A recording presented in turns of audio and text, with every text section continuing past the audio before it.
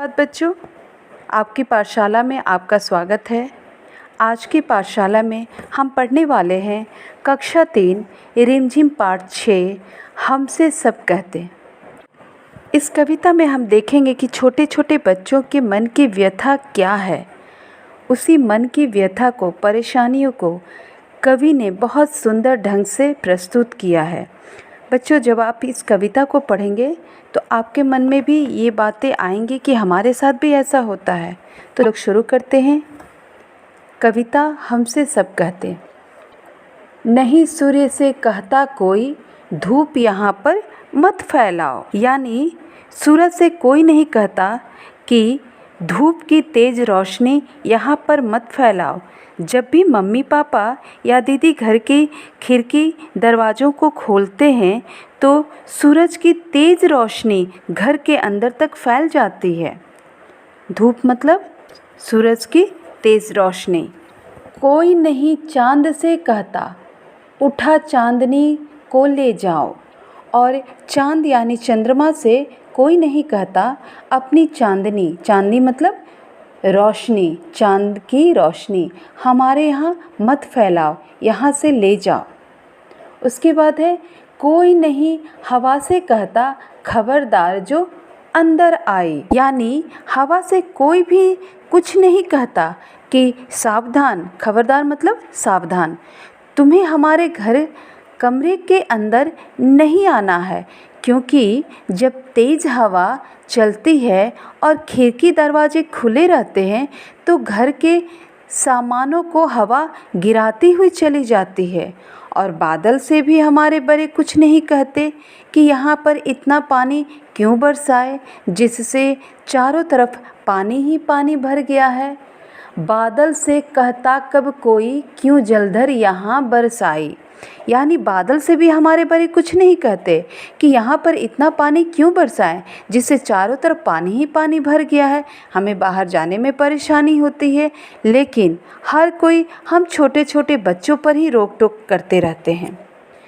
आगे कवि बच्चों के मन की व्यथा को बताते हुए कहते हैं कि फिर क्यों हमसे भैया कहते, यहाँ न आओ भागो जाओ। बच्चे कहते हैं कि हम कहीं भी खेलने के लिए जाते हैं तो हमें मना कर दिया जाता है। बड़े भैया भी हमें कहते हैं यहाँ मत आओ, दूसरी जगह खेलो, यहाँ मैं पढ़ रहा हूँ। अम्मा कहती है घर भर में खेल खिलौने मत फैलाओ, अपने खिलौने पूरे घर में फैला कर मत रखो।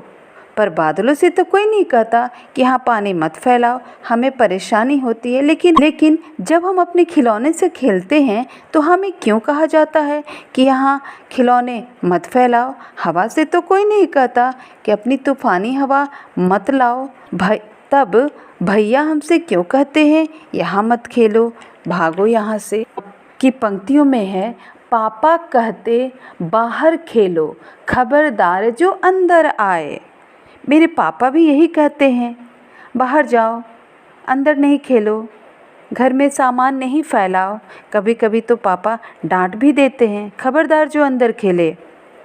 आगे है, हम पर ही सबका बस चलता, जो चाहे वह डांट लगाए। बस चलना मतलब, डांटना मतलब क्रोध में ऊंची आवाज़ में बोलना, और बस चलना मतलब अपना जोर चलाना, अपनी बात को कहना।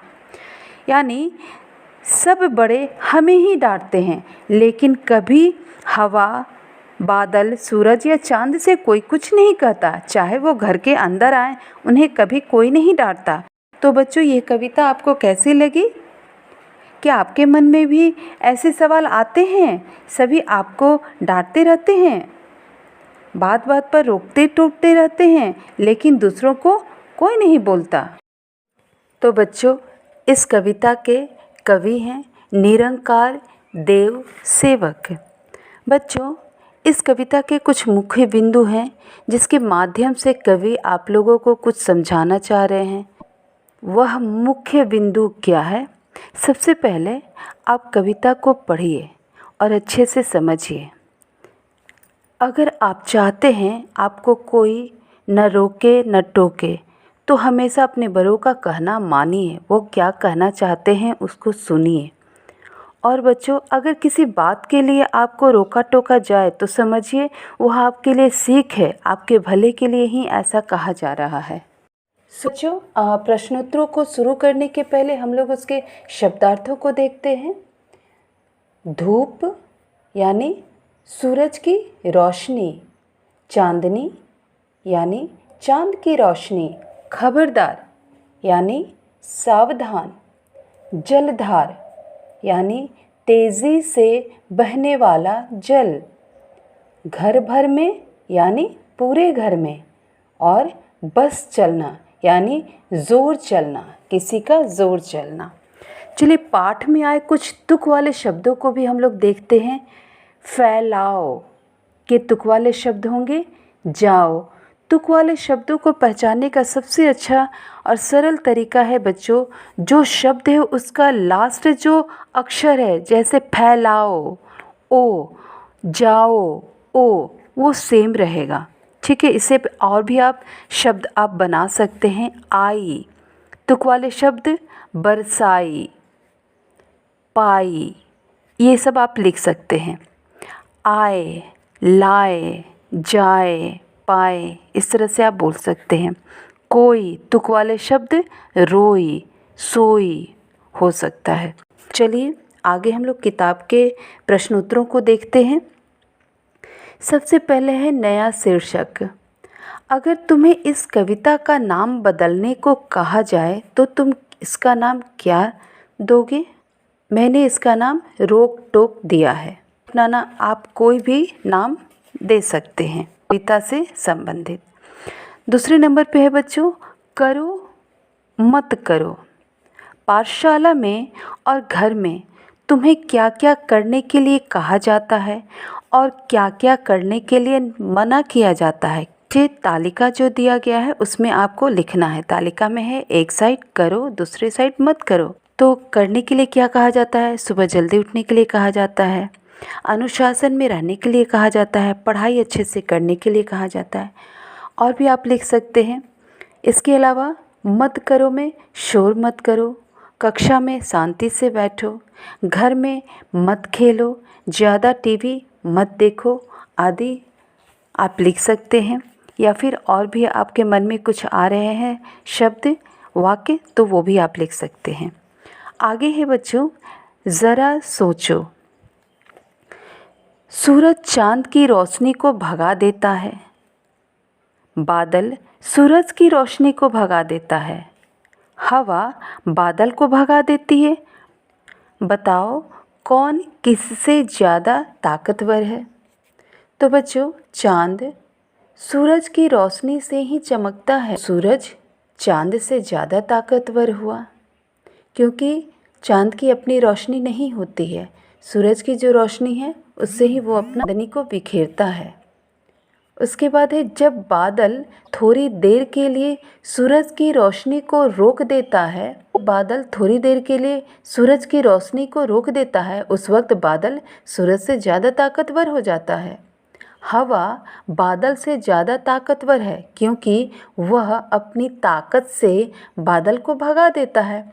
इस तरह से अगर हम लोग तुलना करें तो सूरज सबसे ज़्यादा ताकतवर है। आगे है तुम्हारी बात। अम्मा, पापा, भैया, दीदी सभी बड़ों का बच्चों पर बस चलता है। पहला प्रश्न है, तुम्हारा किस किस पर बस चलता है? तो मेरा बस मेरे खिलौनों पर चलता है, पालतू जानवरों पर चलता है तथा टीवी के रिमोट पर चलता है। दूसरा प्रश्न है, तुम्हारे घर में तुम्हें कौन कौन टोकता रहता है? उत्तर है, जब मैं कोई गलत काम करता हूँ तो सभी बड़े मुझे डांटते हैं। तीसरा प्रश्न है, किन किन बातों पर तुम्हें अक्सर टोका जाता है? तो उत्तर है, देर तक टीवी देखता हूँ तब टोका जाता है, खाना देर से खाता रहता हूँ तब टोका जाता है, मन लगाकर पढ़ाई नहीं करता हूँ तब टोका जाता है, और जब मम्मी पापा के मोबाइल से खेलता हूँ तब टोका जाता है। आगे है, कौन सी चीज़ कहाँ? शालू को बहुत सी चीज़ों के नाम आते हैं को लिखकर पट्टी भर दे। पट्टी यानी स्लेट। वे नाम मैंने नीचे लिखे हैं। क्या क्या है? शालू की सूची क्या है? शक्कर, कबड्डी, पपीता, मार कुटाई। एक खेल का एक नाम है मार कुटाई, मल्लयुद्ध उसे कहते हैं। लोमड़ी, गुलाब जामुन, शेर, ककड़ी, शतरंज, बल्ला, मगर, लड्डू, गाय, बेर, पेड़ा, बकरी, बिल्ली, कबूतर, पतंग, मसाला, लट्टू, तोता, सहतूत, चटनी। शालू यह सोच रही है कि किस नाम को किस खाने में लिखना है। क्या तुम उनकी मदद कर सकते हो? यहाँ पर एक सारणी बना हुआ है, उसमें पहले में है अक्षर, फिर दूसरे खाने में है जानवर या पक्षी, तीसरे खाने में है खाने पीने का सामान और चौथे में है खेल का नाम या सामान। से पट्टी पर ब, म, क, ल, प, ग, श लिखा हुआ। जानवर या पक्षी, खाने पीने का सामान, खेल का नाम या सामान आपको लिखना है। तो बकरी हो गया, बत्तख हो गया, बेर, बेल, बर्फ़ी, बल्ला, वॉलीबॉल आदि लिख सकते हैं। फिर है मगर, मगरमच्छ, मैना। खाने पीने की चीज़ में मलाई, मसाला, मक्खन। कई के नामों में मल्लयुद्ध। कबूतर। खाने पीने की चीज़ों में ककड़ी, करेला, किशमिश। और खेल का नाम या सामान कंकड़। ल से क्या है? जानवर या पक्षी का नाम लोमड़ी, खाने पीने का सामान लड्डू और खेल का नाम या सामान लट्टू। जो सारणी में बच्चों दिया गया है, शालों की सारणी, उसी में से देखकर यहाँ पर लिखना है उसके हर खाने में। प से क्या है? प से शालों की सूची में कुछ भी नहीं है, लेकिन हम लोग यहाँ लिख सकते हैं पांडा। प से पांडा। खाने पीने का सामान में पपीता, पेड़ा और खेल का सामान या खेल का नाम पतंग। ग से हम लोग क्या लिख सकते हैं? गाय। खाने पीने के सामान में क्या लिख सकते हैं? गुलाब जामुन। और खेल का सामान या खेल का नाम क्या लिख सकते हैं? गिल्ली डंडा या गिल्ली। फिर है श, जानवर या पक्षी का नाम शेर, खाने पीने का सामान शक्कर, शरीफा और खेल का सामान या फिर खेल का नाम शतरंज। आगे के प्रश्न में है बच्चों, से ही खेल तुम और अक्षरों के साथ खेल सकते हो। अलग तरह के खाने भी बना सकते हो, जैसे ट से शुरू होने वाले गोल या लाल चीज़। एक उदाहरण दिया गया है कि आप ट से भी कोई खाने पीने के सामान, जानवरों के नाम, खेल का नाम आप ये लिख सकते हैं। या फिर आप अपनी मर्ज़ी से कोई भी खेल का नाम या सामान लिख सकते हैं।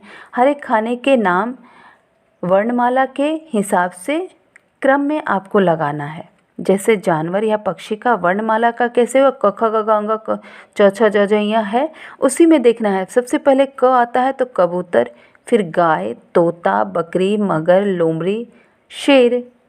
फिर खाने पीने का सामान ककड़ी, गुलाब जामुन। इसी तरह से आप लिख सकते हैं खेल का सामान कबड्डी, और भी लिख सकते हैं आप क्रिकेट लिख सकते हैं। आगे है हमसे सब कहते।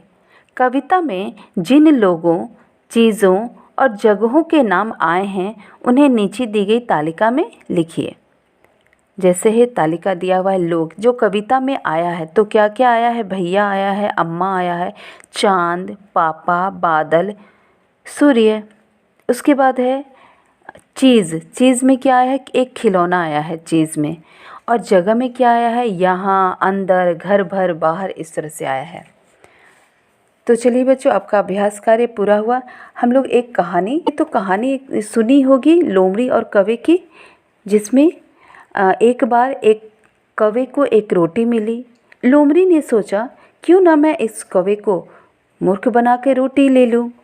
तो उसने कौवे से कहा, कौवे भाई तुम इतना अच्छा गाते हो, मुझे भी एक गाना सुनाओ। कौवा बहुत खुश हो गया और घमंड में वो क्या किया? गाना गाने लगा और जैसे ही मुंह खोला रोटी नीचे गिर गया। लोमड़ी रोटी लेके चली गई और कौवा मुंह देखता रह गया। तो आइए बच्चों, हम इसी तरह का एक कहानी बनाते हैं। यहाँ एक चित्र दिया गया है, उस चित्र से आपको कहानी बनाना है। शीर्षक क्या है? कौवा और लोमड़ी। ठीक है। एक बार एक कौवा को एक रोटी मिली। रोटी देखकर कौवे के मुंह में रोटी देखकर लोमड़ी के मुंह में पानी आ गया। वह रोटी पाने के लिए एक तरकीब सोची। लोमड़ी कौवे के पास गई और बोली, कौवे भाई, तुम इतना अच्छा गाते हो, एक गाना मुझे भी सुनाओ ना। कौवा चालाक तथा चतुर था। वह लोमड़ी की चालाकी को समझ गया। उसने रोटी को अपने पंजे से पकड़ा और अपनी कर्कशा आवाज़ में गाने लगा। अब लोमड़ी समझ गई कि यहाँ कुछ हाथ नहीं लगने वाला और रोटी भी मुझे नहीं मिलेगी। ऐसा सोचकर वो निराश होकर वहाँ से चला गया और कौवा मज़े से अपनी रोटी खाने लगा। तो बच्चों, बिना सोचे समझे कोई काम नहीं करना चाहिए। जब भी आप किसी भी काम को कीजिए तो थोड़ा सा पहले उसके बारे में समझ लीजिए, वो क्या है, उससे कितना हानि आपको है, कितना लाभ है, तभी उस कार्य को कीजिए। आशा है आपको ये कहानी बहुत पसंद आई होगी। थैंक यू बच्चों।